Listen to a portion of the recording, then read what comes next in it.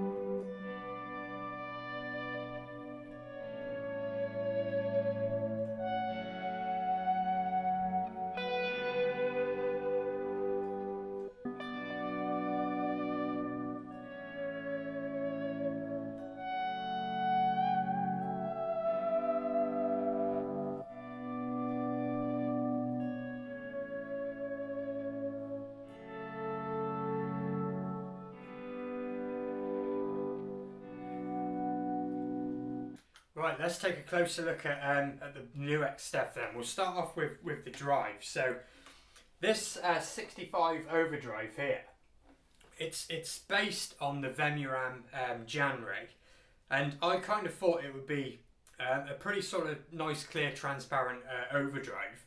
But actually playing with it, if I just switch it on a minute, so that's nothing. Switching it on.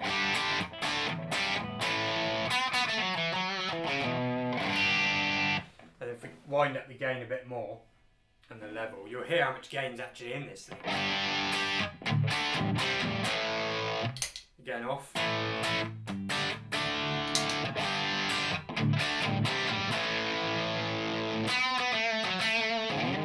And there's definitely more gain and a more amp-like tone than what I was expecting. It is based on the blackface Fender type thing, and I don't know if it comes across on camera, but to play it,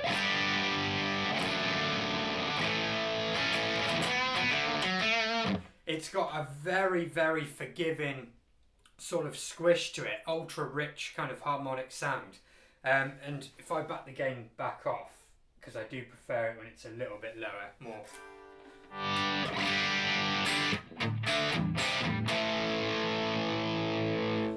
More that kind of sound. And on the back of the pedal, it's on sort of this side at the back here, there is a gain trim pot, and I found that from factory it was wound up quite a lot.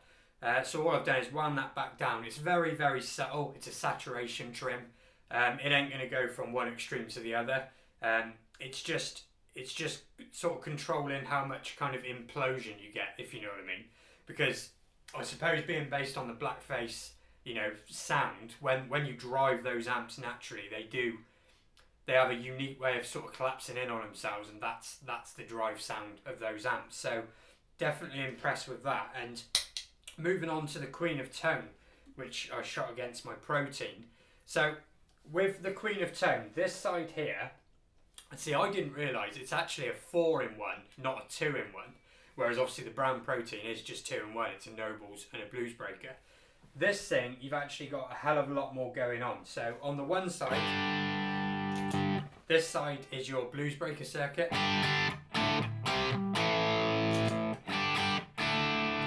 But if you press and hold it, you'll see that light comes on, and that's to tell you you're in its second mode, which is more of a treble booster. So if you can switch.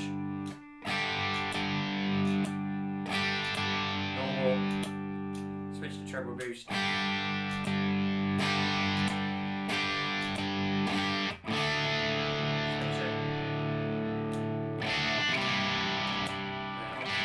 So I'm actually not finding much difference on that, whether it's in treble booster or Blues Breaker mode. I mean, if I try and... I'm aware I'm kind of blocking the camera sometimes, but hopefully you can follow what's going on. So let's put it in its treble booster sound. This is Blues Breaker. Press and hold, that light comes on, that tells you it's treble booster. Try and wind up the gain more.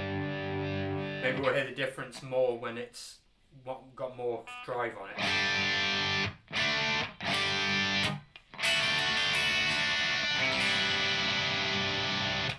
Let's go back to its old mode.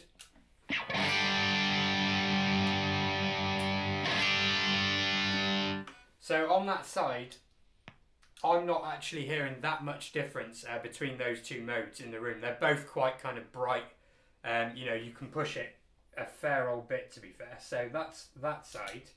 And then on this side, it's based on the clon. But you've got a gold and a silver clon. So as standard, it's in the gold mode. So again, clean.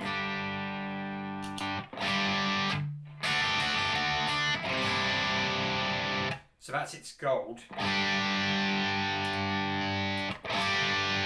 And that's its silver. You see this light come up here to tell you that it's it's in its alternative mode. And between these two, I'm definitely hearing a difference. So silver mode seems to have a little bit more gain and output if I press and hold and go between them.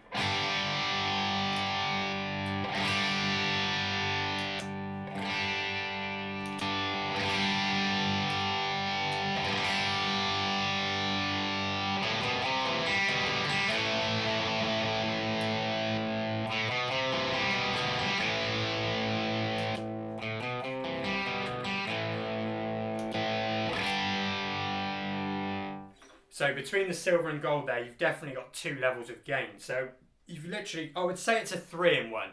Like, because on the other side, although you've got 2 options, to me they sound, very, very similar.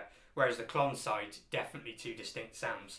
And then on top of that, you can actually switch the order of in which you want them as well. So you can have the blues breaker going into the Klon, or the Klon going into the blues breaker the other way around. And then on top of that, on the back of the pedal, you've got a like an overall pad switch kind of thing. It just brings the overall gain and volume of the pedal down. And then you've also got a bypass or buffered bypass choice as well. So between these 2 drive pedals, you've got the much more squidgy, harmonically rich 65, and then 2 distinct, much heavier gain, much brighter cut-in kind of overdrives. And I think they both sound unreal. For £40 on the 65 and £90 on the Queen of Tone, I just think that, we were comparing them against over £500 worth of drive pedals in the comparisons. And honestly, I don't think there's a great deal of difference between them, even though this one's based on different circuits and that's more of a amp drive rather than transparent drive. I didn't think, in the room at least, there was crazy difference. And even with the differences there are, I don't think one was massively better than the other as far as the drives are concerned. So let's move on to the mod core then. We shot that against the MD200 by Boss. So with the mod core, you've got, it's 8 different modulations. You've got stereo in and out. This little switch here, you can sort of run parallel paths and you can choose which one's first. I think you can do a blend as well. If you switch it in the middle mode, this then becomes a blend control to those 2 signal chains. Super, super clever stuff. And also another feature I like, if I turn on maybe the Univibe for a sec.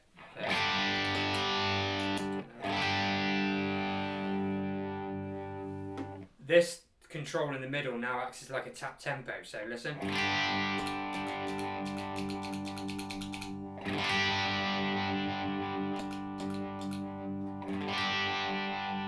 Same with on like a phaser sound as well. Where are we looking at for a phaser? Somewhere around here. Where's that set in?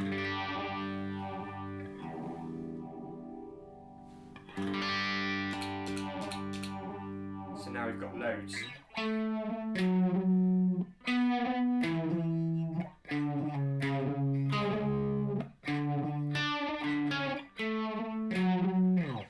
So that's super, super clever that they've managed to add that functionality, because sometimes it is hard to kind of pin down the rate. But if you can just tap in the tempo, I think that's brilliant. With the modulation, I think that it's every effect kind of, it can start to get a little bit sort of overwhelmed when you start running gain into it. Bearing in mind I am running this at the moment into the front of the amplifier as well, so that would be negated, I expect, in the effects loop. But for the amount of functionality that it's got, you've got USB-C updates in there as well. It's just absolutely packed with, with different effects kind of thing. And the modulation rate that you can tap, it's around sort of 50 to 200 BPM, something like that. So, plenty of scope to kind of dial in your sounds and what you want. So, I think this thing, bear in mind, less than half the price of the Boss MD200, which itself is only a digital model of lots of analog, modulation pedals sort of thing. Again, I wasn't hearing a huge difference between them.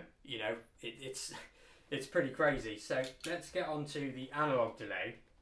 And this is where I'm starting to kind of see more of a difference sort of thing. So if we go into the analog delay,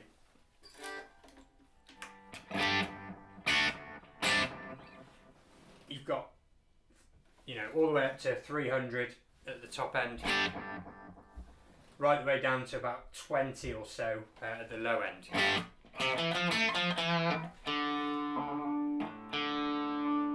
can start getting into some flanger territory.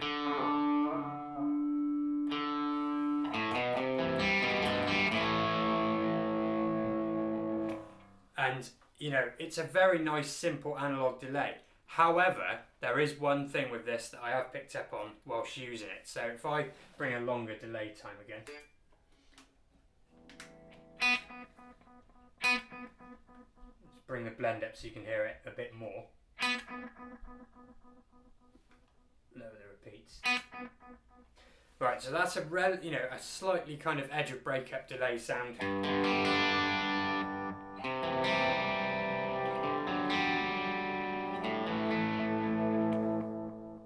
And the repeats are okay. However, if you want kind of more drive, let's put on a drive.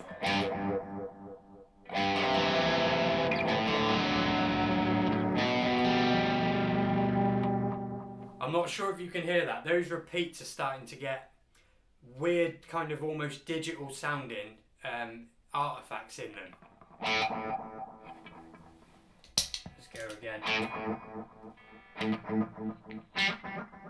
It's super subtle, and you almost kind of don't notice it. But let's bring the delay time down a bit. Put another drive.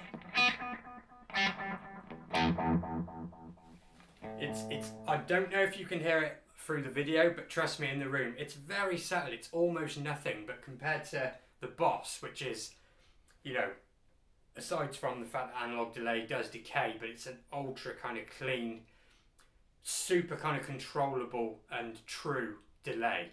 Whereas this is definitely adding just the tiniest little hint of kind of, like I said, it's almost like a digital artifact, but it's very difficult to explain, and it's a bit intermittent as well. Sometimes it's worse than others, depending on how much drive, what guitar, and all that sort of thing. But 99% of the time, when you're just using cleaner tones, less driven tones, it's just a box standard good analog delay. There's no kind of bells and whistles on it.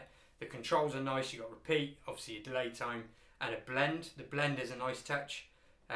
It just allows you that little bit more fine tuning, especially if you're running into the front of an amp. That blend's going to really help you out. But just a decent thing. I'm not a massive fan of the colour pink, but obviously with the DM2 that it's kind of based on, you can see why they've gone pink. So that takes us over to the Verb Core then, which is the last of the pedals. And again, a very, very feature-packed pedal. So I have found that for my general always-on reverb sort of sound, I've liked the plate and sort of midway, roughly about there, maybe a bit less decay.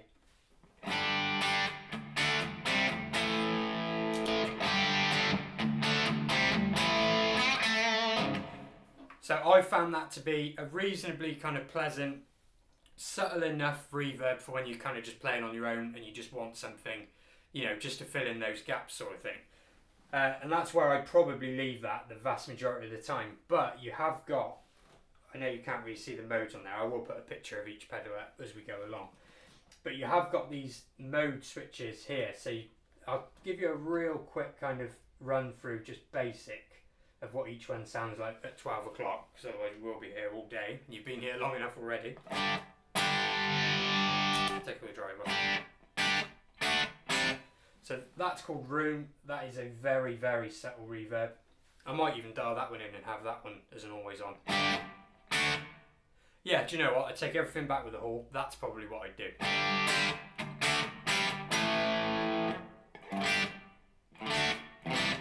Just a nice short, quick fade out, but not an instant fade out kind of reverb. Hall, which you heard before, and then you've got a plate, which is going to be much warmer and bigger. There you go.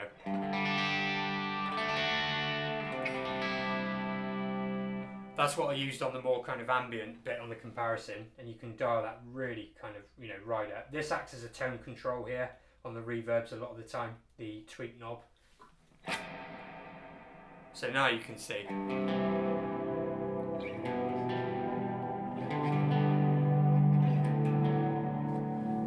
Combine that with the delay for some real kind of ambience.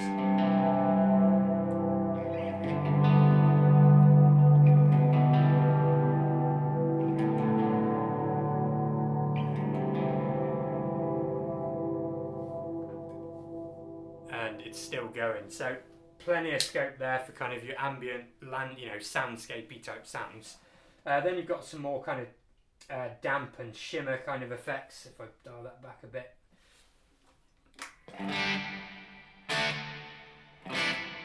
This is probably my least favourite kind of sound. However, I don't like this type of reverb in general anyway. Even on the Strymon Big Sky, you know, that shimmery one.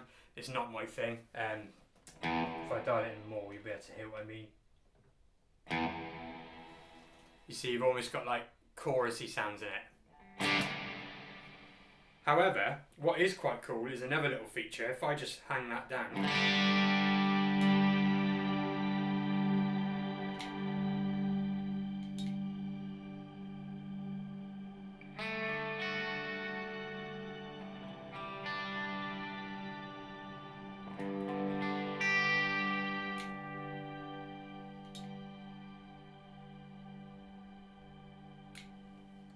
So with the foot switch, depending on what mode you're on, you press and hold it and it either freezes or it brings in more overtones, and it's just another cool little feature sort of thing. And then you've got the standard spring reverb, which we looked at in the comparisons. On this one, let's bring in the decay and level a bit on that just so you can hear it again.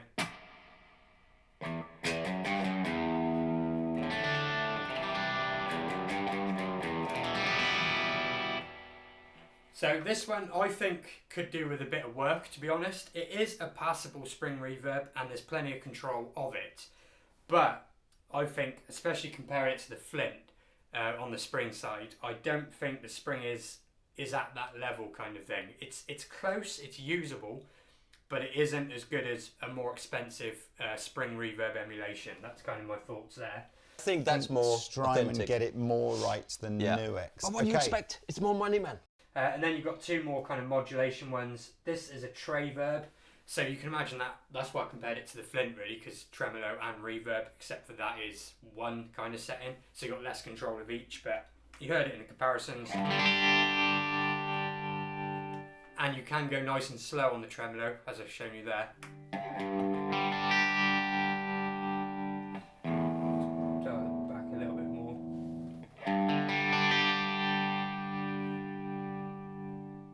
So often with tremolos they don't quite go slow enough, that goes plenty slow enough. Because the controls are kind of interlinked sort of thing, so you would definitely have more control over the trem and reverb as the separate kind of pedal, like on the Strymon. But again, you know, another little feature to have on there. And the last thing here, I haven't really looked at a great deal yet. It's called Mod Verb. Let's have a look. So yeah, you can hear that it's giving it a kind of chorusy effect.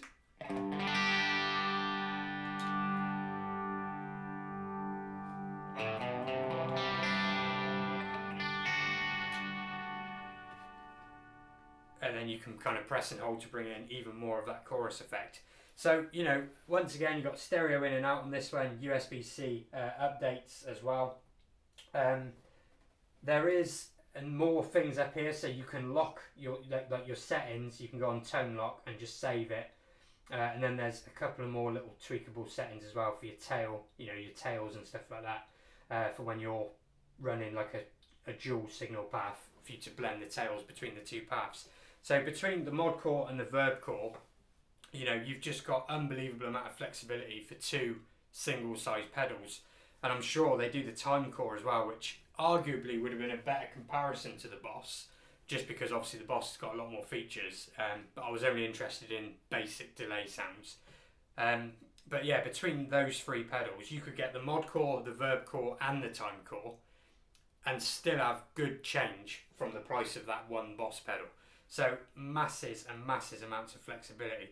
So I think let's go back up and I'll share some more thoughts on what this whole comparison has taught me, but also, you know, the last couple of years of buying pedals and that as well, because I've definitely come to some, you know, what I think are quite well-founded conclusions as far as pedals are concerned. So let's do that. All right then, so before I give my kind of final thoughts and recap on the comparisons and stuff, it's probably important to tell you what I don't know. You know, that's just as important as what I think. And what I don't know is, are these pedals going to last as long as those? Are they going to take as much as a hammering as those do? You know, because nothing gives me an impression that they wouldn't, particularly these. These feel like, listen to this switch. Under the foot and fingers and whatever, everything feels really nice. These two, however, the 65 and the NUX, listen to these switches. I mean, they're tough, but they kind of feel a little bit, well, I just don't know if they'd last. And the pots as well are noticeably kind of looser to turn. But that doesn't mean it won't be any good. It's just tactically and, you know, the feel of it, you can tell it's kind of more affordable feeling. And the other thing that I don't know is that obviously all these are NUX, but I don't know how many other companies are out there that are kind of exactly these, not just copies of these, but exactly the same internals, because stuff these days, that happens all the time. Everything is kind of like, even right the way up to guitars and amps and phones and everything you can imagine. There's a white label service, so every single person's got the exact same thing with a different colour and a different sticker. I don't know if there's even more affordable versions of these exact pedals somewhere else. I'm not sure. Maybe you've seen them. I haven't, but it's worth sort of saying that although these are really affordable and good pedals, there might be some that are exactly the same under a different name that are even more affordable. So I just wanted to get kind of those 2 points out of the way, because like I said, I don't know, and it's all very well saying all my opinions, but I think it's important I share that as well. So in terms of the sound comparisons then, what have I actually thought? And it sort of ties in with what I've learned, not just from this, but over the years as well. And that's that with the overdrives, despite the fact that this versus the Protein's a Nobles and a Blues Breaker, this is a Blues Breaker, 2 different clones, and a treble booster. I really did not notice, especially in the room and under the fingers, a great deal of difference between this or the Protein, or frankly any other good drive pedals that I've used in the past, which has been loads. You know, I've barely filmed them because it's just been something I've been doing for ages kind of thing. You know, things like the Keeley Super App Mod, some of the 4P stuff, you know, you name it pretty much. And I really haven't found a massive difference when it comes to the drives. There's definitely different flavours, things you like more, but price for price, this thing is not 3 times or 4 times, you know, crappier sounding than any of the other drives I've ever had. Same with this, the 65. I did expect that to be more of a transparent drive, but that was probably a silly expectation because it's supposed to be a blackface Fender overdrive sound, you know, based on the Janray, like I said. And it absolutely delivers that. The thing is so harmonically rich and comfortable to play. Like, if you like that kind of sound that's very forgiving, it kind of hides, I wouldn't say hides mistakes, but you know what I mean? It's super forgiving to play. And this thing is just, you know, it has that in spades. If I had a criticism, I'd say that, maybe with both of them actually, they're harder to dial in, more subtle gain. They are kind of quite packed full of go, if you like. And even winding them back is still more drive compared to, say, winding my other ones back. But you just roll the guitar down a bit and problem solve kind of thing. So it's really not an issue. And so when it comes to overdrive pedals, and we all see, and lots of us buy, you know, drive pedals that cost hundreds of pounds. We see new ones all the time. And I'm going to go right out there and say, when it comes to drive pedals, I honestly do not think it's worth it. Not when you're talking purely about the sound. I don't think it's worth it. However, with the delay and the reverb, and to a point the modulation, I felt that all of these definitely sounded not quite as expensive or as good as the more expensive pedals. That's not to say they don't work. That's not to say that you can't get complete functionality out of them. It's just to say that if you are going to spend lots and lots of money on pedals, you're better off spending it on a reverb or a delay. The modulation, not so much, honestly. This was super close to the Boss, but even the Boss, like I said before, is a digital emulation of nicer pedals. So I'm sure if I had some of those analog choruses, tremolos, I'm pretty sure they'd be, you know, a step above. So all I'm basically trying to say, and a long way of saying it, is that if you want fancy things when it comes to your pedal board, your money is better on delay. I would say delay and reverb number 1, modulation number 2. And the drives, honestly, you're really not going to get that extra kind of value for money, if you like. So that is what I kind of wanted, you know, to share as the lesson both here and from buying so many pedals, you know, over the years. So hopefully you enjoyed this. We had a hell of a lot of ground to cover today in this. So if you want to see something a bit more close up about these pedals or on my board, drop in the comment section below. And if you made it this far, thank you very much for watching, and I'll see you very soon.